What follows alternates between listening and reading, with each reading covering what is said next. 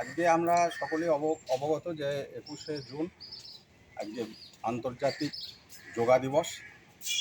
আমরা প্রত্যেকেই জানি যে যোগা শব্দটির সংস্কৃত শব্দ থেকে এসেছে।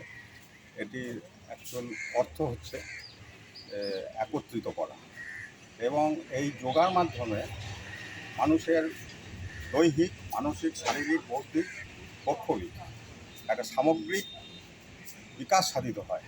তো এই যোগার গুরুত্ব অপরিসীম, এবং প্রাচীন ভারতে যোগার উৎপত্তি হয়েছিল প্রাচীন ভারতে।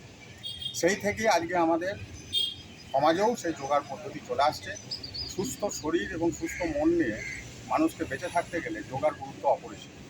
আজকে এই নবাবহাট সংলগ্ন তালপুকুরে আমার পাঠশালা প্রাঙ্গণে আমরা উপস্থিত হয়েছিলাম 50 জন সুবিধাবঞ্চিত পিছিয়ে পড়া শিশুদের নিয়ে।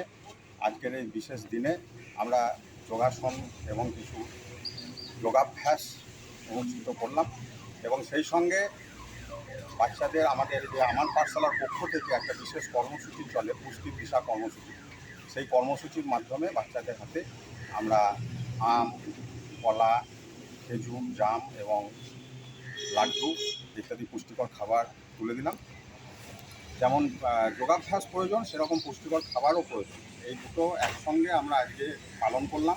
আজকে আমাদের মধ্যে উপস্থিত ছিলেন আমাদের জুয়েল স্যার, মোশারফবাবু, এবং সেই সঙ্গে আমাদের তপন পাল মহাশয় এবং অতনু ঘোষ মহাশয় এবং আমাদের জাহাঙ্গীরদা। সকলে মিলে আমরা আজকের এই অনুষ্ঠানটিকে সাফল্যমণ্ডিত করে দিলাম। আগামী দিনে চিন্তাভাবনা কিছু?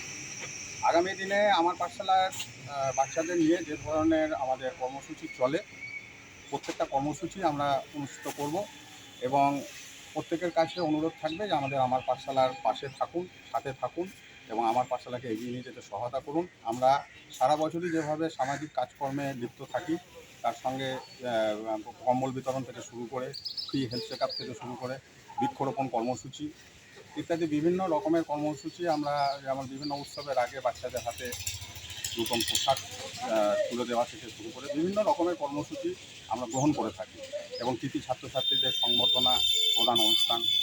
তো আমরা চাই আমাদের সঙ্গে বিভিন্ন মানুষ আসুক, পাশে থাকুক, এবং আমার পাঠশালাকে এগিয়ে নিয়ে যেতে সহায়তা করুক। আপনার নাম, পরিচয়? আমার সন্দীপ পাঠক, আমি আমার পাঠশালার সম্পাদক। ধন্যবাদ।